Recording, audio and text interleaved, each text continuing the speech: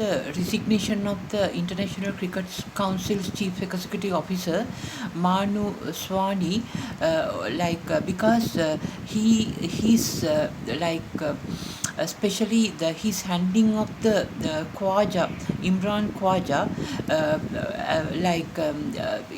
drew the criticism of many cricket boards because he backed the interim chairman Imran Khwaja during the elections last year.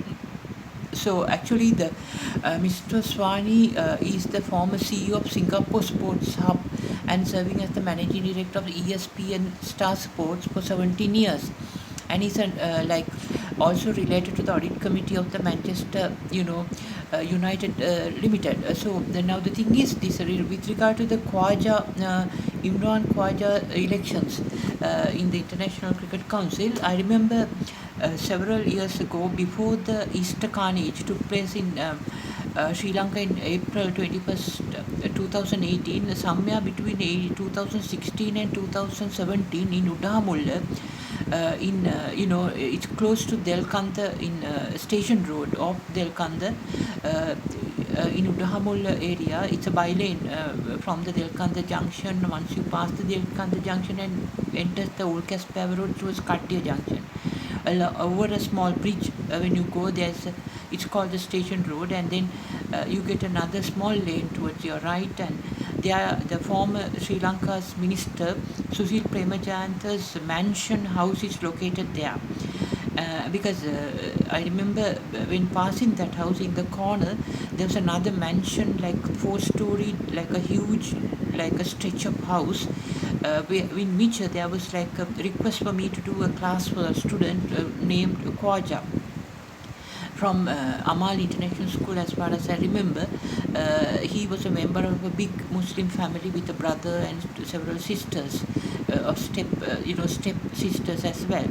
And at that time, it drew my suspicious about their income source, because in 2016-17 they used to hire me every day for classes for economics, maths, science, English and English lit. So and they obviously paid me nearly about 4,000, 5,000 per day for their classes to these children in English medium. So I obliged, but then I had some suspicious thinking about how they would income generated, because the father was always at home, in his office room, and he drew. How did he get this money, his income? Then I asked from my student, the Khwaja. His name was Khwaja. I don't remember the first name.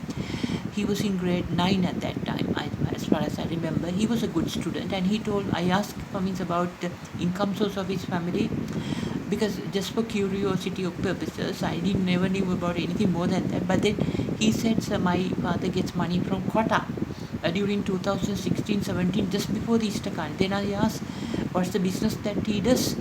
He said, "No, sir, he just get money from quota."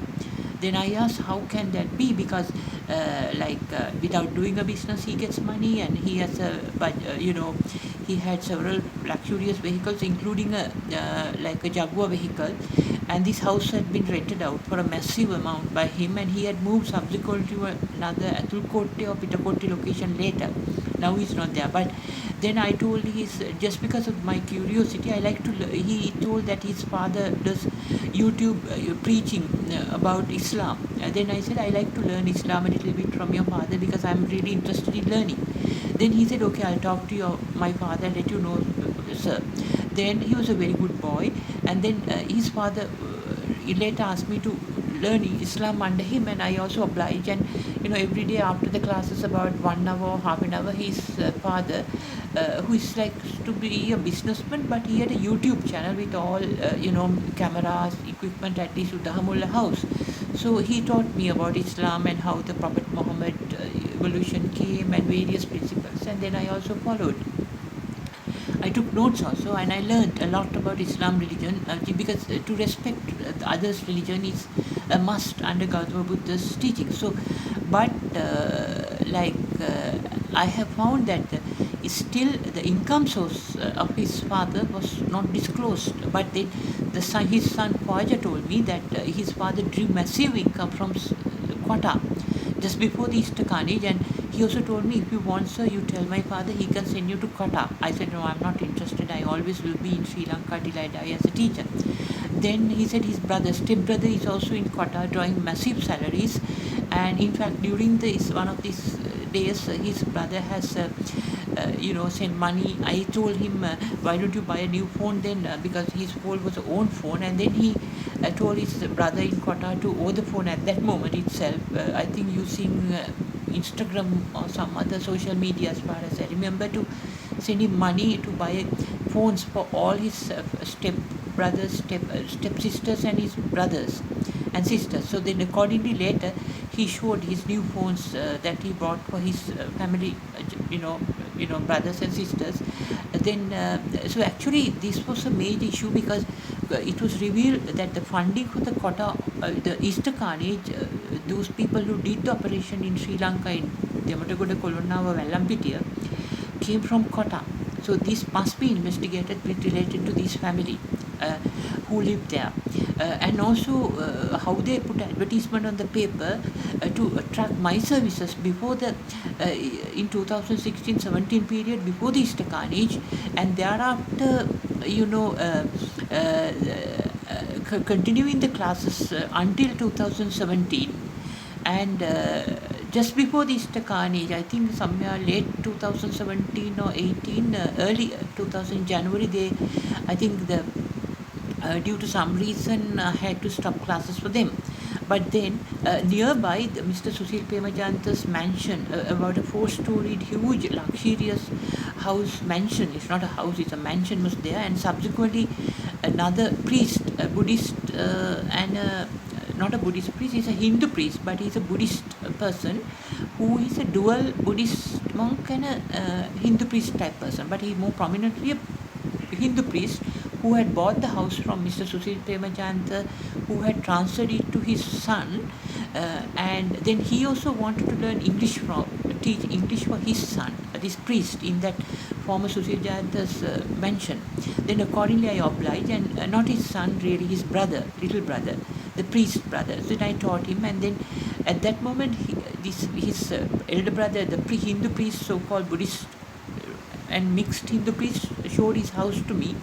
And unbelievably, in the house, even in the pantry area, the kitchen pantry cupboards, are like open. They are locks, are normally manual locks. We see, now these are like, this is sometime, I think it's like a remote control electric locks for the kitchen pantry cupboards. Whose house is this? Sri Lankan politician Susil Premachanda's house, given to his son. Later they did not have money, and using the public funds they built these mansions, and then Susil Premachanda gave it to his son using such public state money, corrupted money, and then his son had a problem with his wife and they got divorced, and then he sold it to this priest, and priest showed me the house. Like how this type of corruption happens in Sri Lanka must be investigated. And beside, this priest at the top floor had like planted a bow tree, and he had told me that so many women come here and give him offerings. Even he showed me like gold, these rings and chains that had been put onto a gold casket. These are not there in Buddhist teachings. This nonsense. These are all traditions in Sinhala. So this culture. So these huge gold casket which you keep on the head of, sometimes the Buddhist priest keep on the brain of the politicians. These things, and so many chains, gold jewelry, chains had been put on that as necklaces by women who had come to this priest. This is a money business. So later on I did classes, but later his brother, younger brother, to whom I taught English, he had to go to outstation area for some agriculture work, so accordingly that class stopped. So this corruption in the political system of the governing party, PA, former politicians and present Sri Lanka Jana Peramana politicians must be fully investigated as to the source of these funds.